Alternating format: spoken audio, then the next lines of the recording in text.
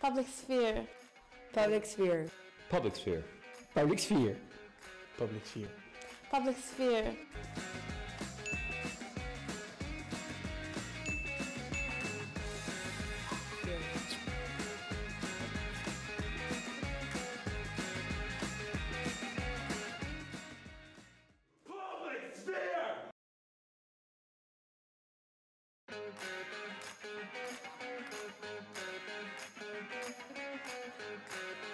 And welcome to another episode of Public Sphere. I'm your host, Paul Fernandez. Alright, ladies, we have a special treat for you today. We have a very, very special person here. You know him? Please, ladies and gentlemen, welcome Pedro Letai. Hello, Pedro, how are you? How are you? Fine. Oh, please sit down, sit down. Welcome to Public Sphere. Let's begin. Thank you. Thanks a lot. Alright, so Pedro, before we start, please explain to the students, what do you do? What do you do for a living? What do you do for a living? What do you do for a living in IE? Well, I'm a law professor. You're a law professor. So I teach, and I'm a full-time professor at IE. That means that I teach classes in Madrid for the master degrees. I also teach at the university. And mainly I'm teaching intellectual property courses on copyright contracts. I teach the students in law and communication. You've written a book called El Gran Búfala Americano. Yeah. What is it about? Well, it's a book on poetry. Oh, it's a book on poetry, so you do poetry as well? Yeah. I mean, obviously, a guy like Pedro should do poet, you know? Of course. So what's about the poems? Well, the poems are mainly love poems. Oh, to who? Yeah. Well, to my wife, because Sure. Yeah, it was when I wrote the book, I was just starting over with my love affair with the girl who now is my wife. So apparently the poems are dedicated to her. Apparently, because as you know, you never know to whom the poets are dedicated, and the writer is not the one that's going to take you out of that doubt. Sure. And it also has other references to other writers, poets, and musicians that I love. It has a draw of Bob Dylan in the cover. All right. Because I'm a great fan of Dylan's Bob Dylan. music and poetry.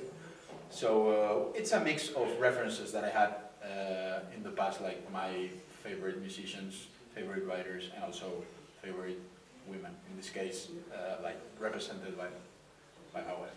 But poetry is a very creative aspect, in my opinion. But lawyer and law is a very logical and very rational subject. How do you mix both of them together? Well, I don't entirely agree with you. I mean, law it's executive, and I think the image we have of the lawyer is not a good image, you know. But law is humanity. I mean, law is you know, when you are deciding at school if you should go for science or, let's say, what we call letras, like if you are going to study humanities. True.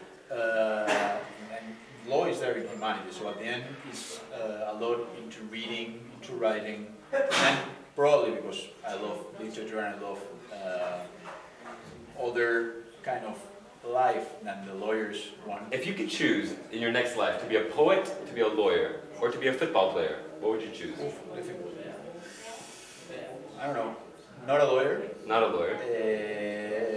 I would try for a football player. But you played in Real Madrid, right? Well, when you were young. I played 1 year when I was 11. But you knew Casillas. I was fired at 12. Yeah, because we are the same age. So he was the goalkeeper. Now he's world champion. So don't you feel jealous that he's dating Sara Carbonero and Yeah, he has a no, not about Sara Carbonero. I'm not really jealous about that. My wife is prettier than Carbonero. Oh, okay. I'll show you afterwards. but I would try for a football player because I'm already writing poetry and writing literature. So.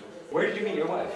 Did you meet her in a library, in a poetry cafe, in a football game? Like, no, I met her at school. You met her at school? Yeah. When we were, I guess that when we were very, very young. I don't remember. Yeah. I remember her. She's 1 year older than me, and you know that at school is a long time because she's really, really pretty. So she was the pretty girl of 1 year above me. So I was something impossible to achieve at school, you know. But like 10 years later, she came to one of my poetry readings, and then. And then she heard your poems, she fell in love with you, and now you're married. Yes. Tell me, what is your goals in the next 20 years? Where do you see yourself? Oof. Well, probably what I'm going to say is a little bit, it's not so glamorous, but I'm going to be a father in a couple of weeks.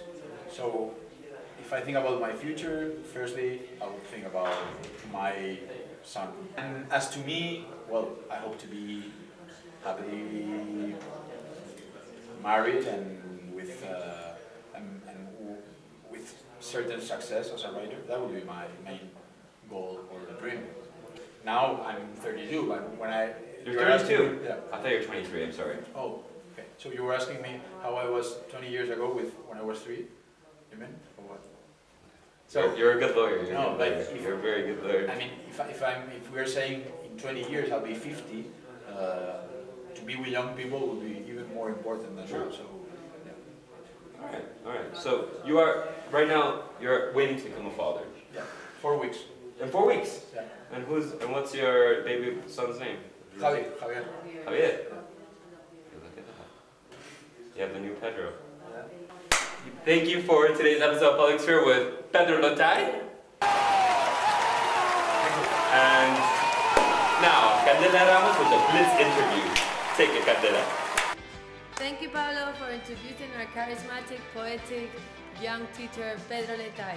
We have 2 first-year students from the Law Bachelor answering questions about him. Javier from the Canary Islands and Anna from Minsk, Belarus. Thank you very much for watching our second part, the Blitz questions. Yes, I do. Depends on what you consider Spanish law. I would never. Of course, like who hasn't? Rules are made for breaking. Smoking, weed, and prostitution. Like teachers being assholes. Extramarital affairs. First, they legalize weed, alcohol in the street, and prostitutes. Victim of partner threat. And a romantic trip to the Maldives. Oh yeah, it's really hot. I do even know.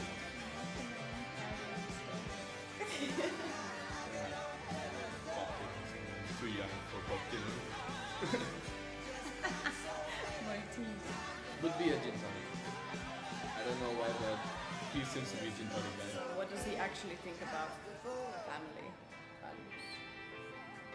Are you married? I don't have a family. Probably he's gonna give me a matricula.